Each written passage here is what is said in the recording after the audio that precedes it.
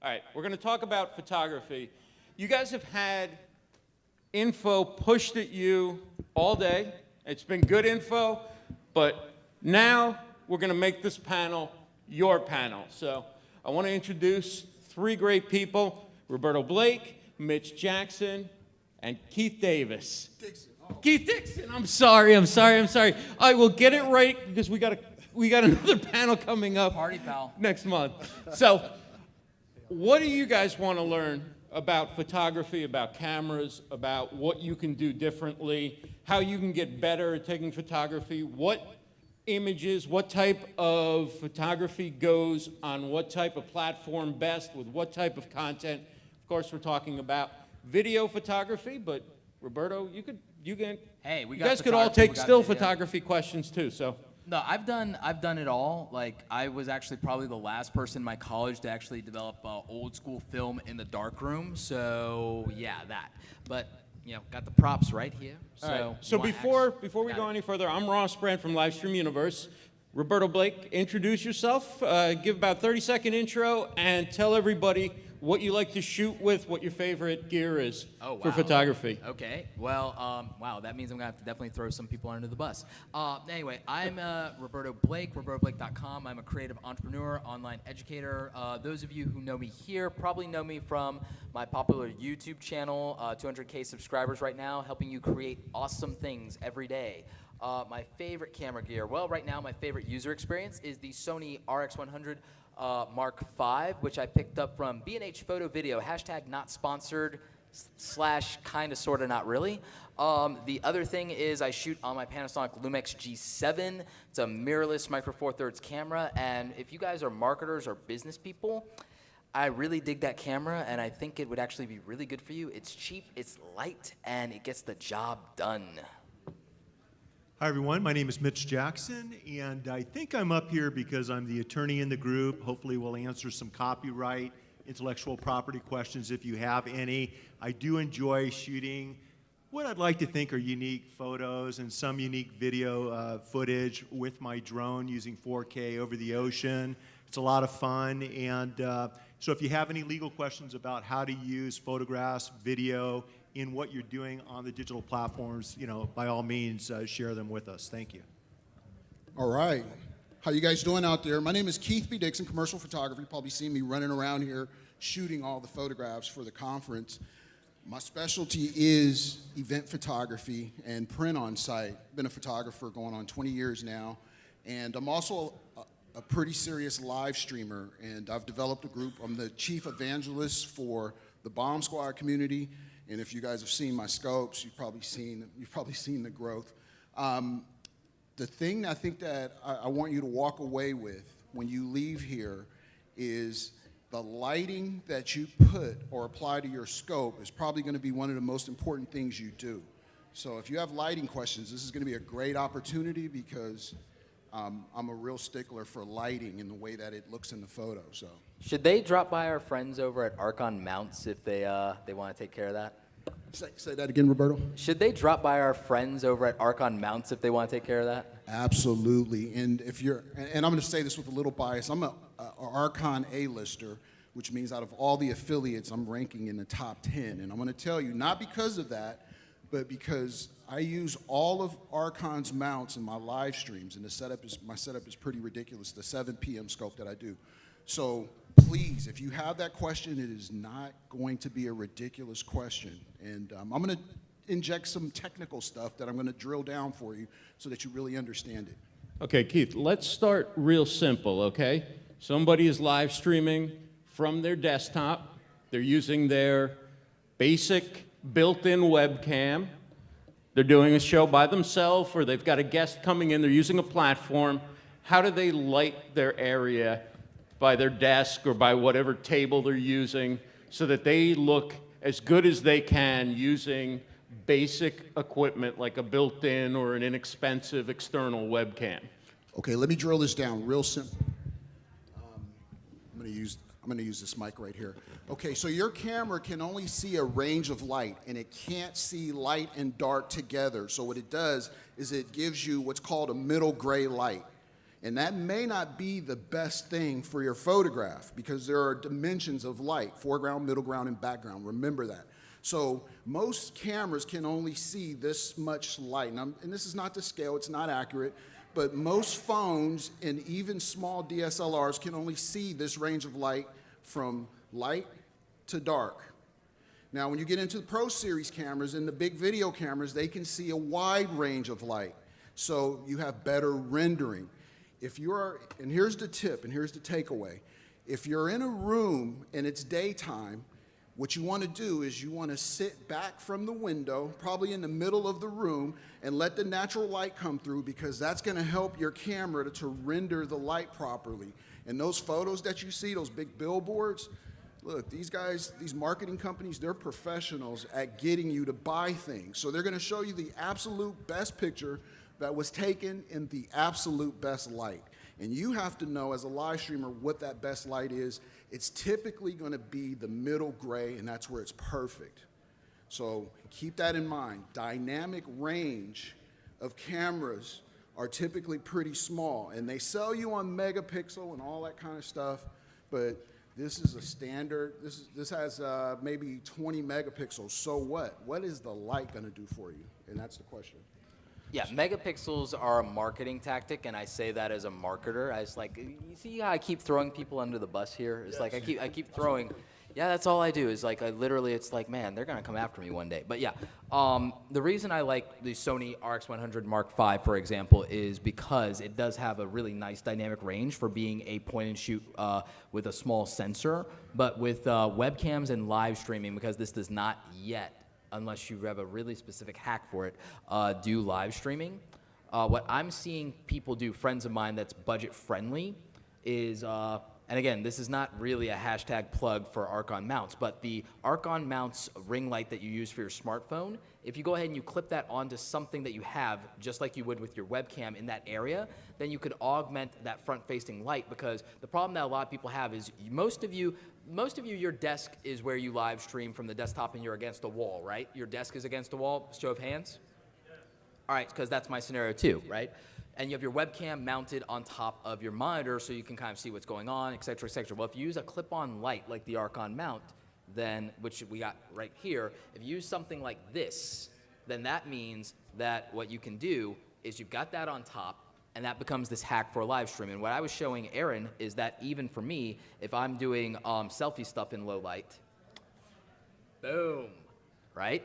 Now, granted, I won't be able to see all of myself, but I don't need to because I'm supposed to be looking at the lens anyway, but you get the idea. This actually is a really good hack for going ahead and giving yourself that low light, and especially if you have a laptop. This works perfectly on those of you who are using like a MacBook Pro or something like that, and you'll be fine. So beyond what I think is one of the most comprehensive and yet simplified explanations, that's probably the best I've heard on what dynamic range is for the average consumer.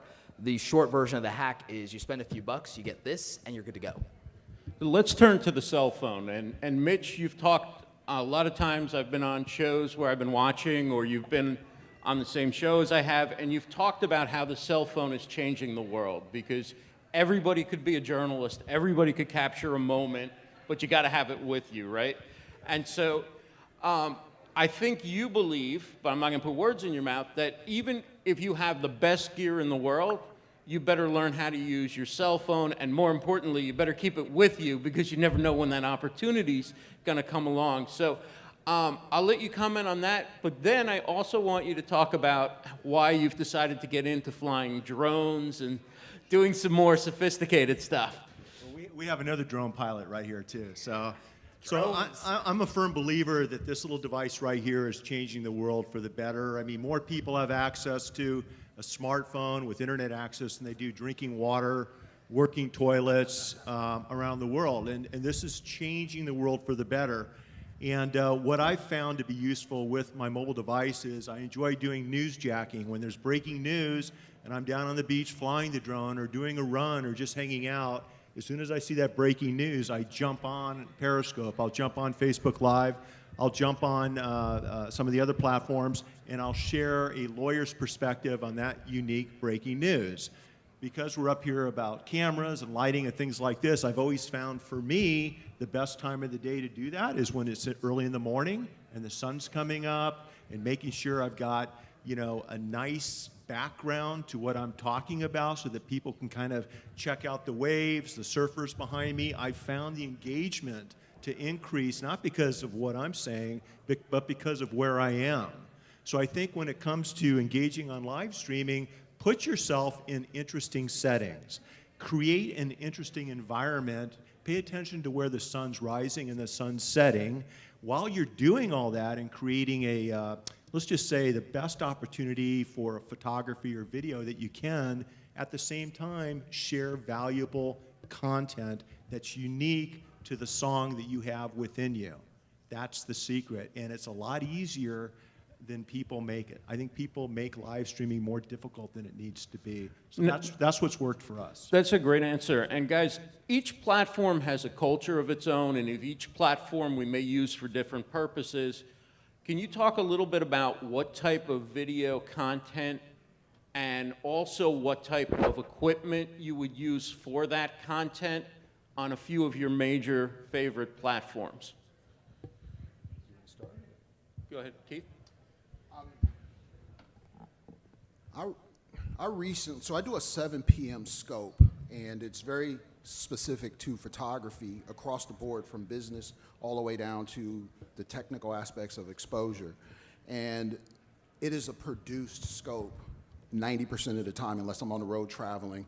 And I started with OBS and went to Wirecast. Now in my studio, I use Westcott constant lights, and they're not pointed, and this is what I want you to take away from this, they're not pointed directly at me. I actually have them pointed up. And there's this thing about lighting, and especially when you're using video, because it's being rendered, re-rendered, rendered. That video is just breaking apart all the way across. So you know that term, garbage in, garbage out.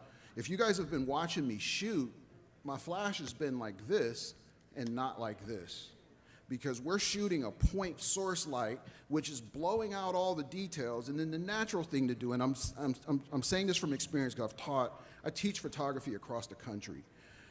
The natural thing to do is to back up or turn the power down. And what you're doing is you're lessening the detail of what the people see. Now, put that into a video, and it's terrible. And that's why so much emphasis is put on lighting and panel lights and all that. And Mitch said it the best. The timing of the lighting, especially outside, is critical. Don't shortcut on that. So when I'm using Wirecast, I gotta make sure that my lighting is perfect. And let me get a little technical. The lights, there's 2 lights, and they're set up at 45 degrees. This is a photography thing. 45 degrees. We always say 45 degrees to the subject. Now, when you get the light that's straight on, we don't have a choice. Here, we call that a Hollywood light, and if it's coming from the bottom, and I'm gonna say never do the light from the bottom, we call it a ghoulie light or a ghoulish light, right? It makes you look wicked. But if you're gonna shoot the light from up here, you've gotta fill it from the bottom, or you're gonna be casting shadows and all that kind of stuff. So in this case, you want that light, because it's designed to come straight at us, you want that light like that. But if you're in the studio, you're broadcasting in the house, put the light to the side, and use 2 if you can. And along those lines, because I'm not a professional photographer, I'm a full-time trial lawyer, so this is not my full-time gig. I've just found that using digital and social is a great way to connect with consumers and show my human side, build a better brand.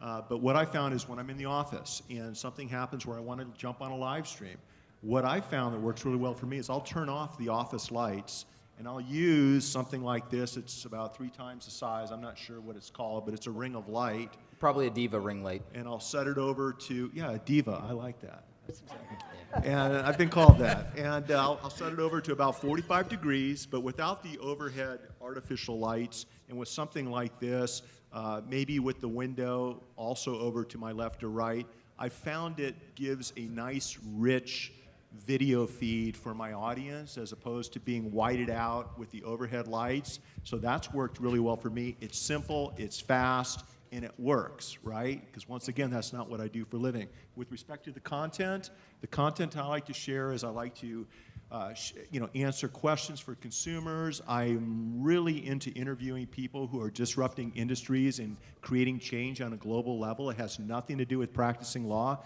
but it has everything to do with just meeting really cool people and expanding my network and meeting people that are making the world a better place. What I found by doing that, and so if you're looking at doing a show, a video show, reach out to people you want to interview and interview them.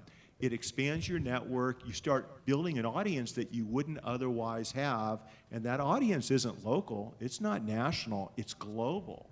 And then really exciting things start to happen. So I always take that room lighting into consideration before we go live with our show, and it seems to work for us.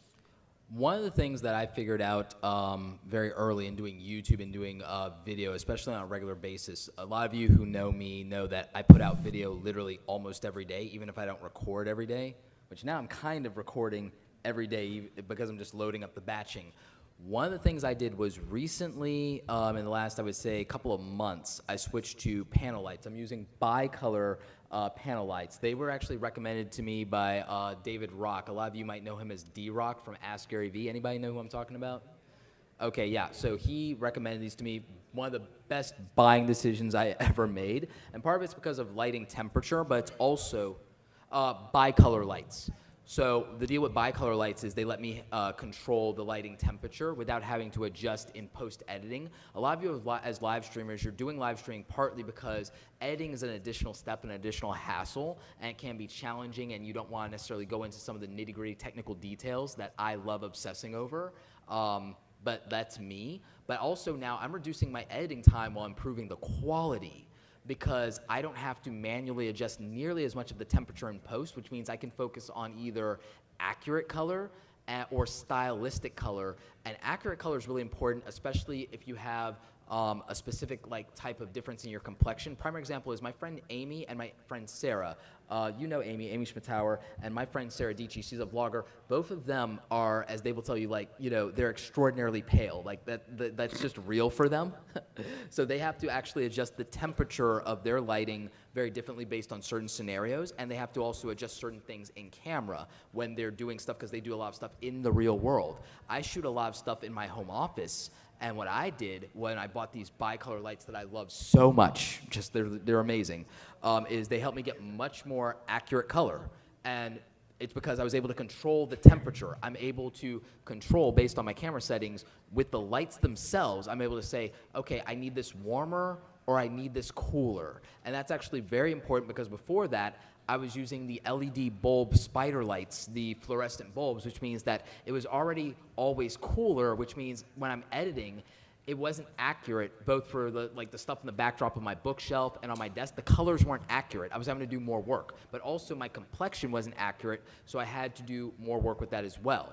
The other thing I learned is, I love this camera because I can shoot in what's called S-Log, which means when I'm editing, I'm getting just the raw data without it trying to add anything to it. And it means that when I want color accuracy, it's a lot easier for me to make my adjustments when I do that in natural lighting, because even with natural lighting, whatever's in your phone or your camera won't always look like how you feel. Oh, wait, that feels artificial, or that feels processed. That doesn't feel like it's me, or, oh, it's too blown out. So now, I look very Casper-like, or, oh, it's not picking up the contrast, and it's now I have this tint that I'm not looking for, or, oh, wow, the sky doesn't really look like that. So you have to really look at temperature with lighting, and for me, that meant I had to spend a little bit more money. So I just wanted to comment. It's really intimidating being up here with these guys because they're both experts. And I don't know about any of you sitting in the audience, but if you've got the same video and photography capabilities as I do, it's nowhere close to these guys. When you mentioned D-Rock and Gary Vee when he wrote his book Crush It, that's really what empowered me to stop wasting my time trying to figure out how to do video professionally, because that's not what I do for a living. And it really did empower me to start doing quick, short, outside, on-the-go videos that really did work well, right? And as a lawyer, we're always worried about the impression people have about Your optics. Are we coming across like a professional? And what I finally realized is that by being myself and shooting real live video in the appropriate situation, it just connected with the consumer, it connected with my audience. So I try to take into consideration what the professionals say when I have a chance to, but it's not always the case. But you know what? It still works out. A friend of mine in the audience, Vicki Fitch, does amazing live streams, okay? And if you look at her lighting, if you look at how she's set up, she's so consistent in what she does. That's a good example of setting up your office live streams the right way. And sometimes I model what she's doing, and it works really, really well. Mitch, you remember the days of Blab and like, you know, does anybody here remember Blab? Okay, great. Like, do you remember our friend Kamari Ellis and what he was doing? Not offhand. Like, so, well, what I will say about that is, just like you, like his background was radio broadcast, so he never really dabbled in the video side, like, you know, totally amateur there. And literally, with 5 minutes of help, this is where I don't want you guys to get intimidated by what we're saying, what me and Keith are saying, is that with 5 minutes of help from me, he was literally able to make the quality of his lighting and his video in a live stream look really that much better, and he went from having something dark and grainy to having something really good. I understand that it probably is going to depend a lot on seeing the person and the situation and everything, but sounds a lot like my situation, coming from radio, knowing nothing about video, and then starting live streaming, because live streaming on Blab was a lot like doing talk radio, except we had these little webcams. So can you break it down for people who are at the level of they're using a webcam built in or, you know, external? What are a few simple steps that they can take, Roberto, in order to immediately improve how they appear on camera and the overall look of the video that's going out to a platform and live streaming out? Well, like, again, hashtag not sponsored. One of the first things you can immediately do if you're on a laptop or you're on a desktop is get one of these Archon lights. And I guarantee you that that probably will solve a lot of your problems. Because initially the problem is that when you're indoors, it's low light. And that's making your stuff look grainy and you're not satisfied with it. And you got a lot of shadows on your face and it just doesn't feel right. Does anybody feel like that right now with their live streams or whatever? So if you don't have one of these, literally just having a lamp on your desk immediately makes a difference if you get a nice fluorescent bulb. And you can go on Amazon and get like a nice, like, you know, fluorescent, well-lit bulb. Terry White had some recommendations on that as well. I'm sure you do as well, Keith. And like literally this is an Archon ring light. And I believe that the Archon booth outside, if they're not sold out, actually has these. Oh, sold out? Well, you know, but order them online. Go to the website or go hit them up in Amazon, and you can go grab those. Again, hashtag not sponsored. FCC, like All right. FTC, don't come after us. Like, Thank you. Let's get some questions real quick. Who has questions? Come on up. Come on up. We're all live streamers here. Nobody should be afraid to come up, stand in front of the camera, and go ahead. Thank you for the time. How you guys doing? My name is Dan Cristobal. One of the main platforms that I broadcast on is Periscope. I'm also a fellow drone pilot, Mitch and you know, Robert. So my question is, so far at this point, I've been a drone enthusiast. You know, just flying the drone, developed really good skills. Can fly that drone where most drone pilots can. Of course, always staying within the law, Mitch, not breaking any rules. But now I've been shifting into let's say, when I say companies, real estate companies mainly, who are requesting my services for aerial photography and videography, which now requires for me to have some kind of knowledge as it pertains to video and photography. I know nothing about video nor photography, so I would like to ask you guys, the professionals, what kind of advice, at least basic advice, can you give me when flying my drone, taking in consideration wind, stability of the drone, and whatnot. So if you can share any type of information as to it pertains to flying the drone in aerial photography and videography, I'll highly appreciate it. Thank you. Let me just drop this in. With drone photography, the best thing you can do from a photography standpoint is understand shutter speed and aperture. That would be the first step, because the drone is flying. You need to understand what shutter speed you really need to be at to arrive at the quality that you need for the shot. Yes. So, and from a legal standpoint, where did you go? Oh, there he is. From a legal standpoint, it's probably a good idea to get your certification. I am Part 107 approved. Right, especially if you're using it for commercial purposes. And although this doesn't have anything to do with photography, look at getting liability insurance. I've got some friends that are professional pilots that are now commercial drone pilots doing commercial real estate. And if you want to reach out to me, I'll put you in touch with them. They'll tell you exactly what you need to do. Real quick, just the earlier question about using your phone that Roberto was talking about. I think one of the often overlooked aspects of live streaming and video, it's the audio aspect of all of this. Okay, and I know that's not why we're here, but what I've noticed is that even with a subpar video, if the audio is excellent, I think you'll be able to keep their attention. Oh, it's more forgiving, yeah. Yeah, so just keep that in mind. And I know Roberto just got a drone, so he'll Flying it probably every need my day for 2 services weeks. pretty soon, but you might want to follow up on that. Oh yeah, no, I'm definitely gonna follow up on that with you because like it's gonna become a really interesting thing. But what I will say is a couple of things. If you're using the DJI Mavic Pro, and I'm gonna take your question in a minute, or we all will actually, the DJI Mavic Pro, which both myself and Mitch use, you have a tap to focus feature on the video side. So you'll want to keep doing that and just keep adjusting it accordingly so that you are keeping that, because you can take for granted how good the image is otherwise, and yet things will be out of focus that you may not want out of focus. So keep that in mind. Consider buying the $35 accessory kit for ND filters so that when it's super bright out, that not everything feels washed out and blown out. You'd also, after your first initial 2 flights or so, don't use the plastic protective cover over the camera and the gimbal, because not only does it get reflections and things like that and flares, but it also, the ventilation at the front of the drone is there, so it could overheat and you can damage the drone, or you can destroy the life value of the drone. It'll go out and phase out and die sooner if it's not getting the proper ventilation because of overheating. So make sure you're taking that off, and you want to always make sure that it's calibrated.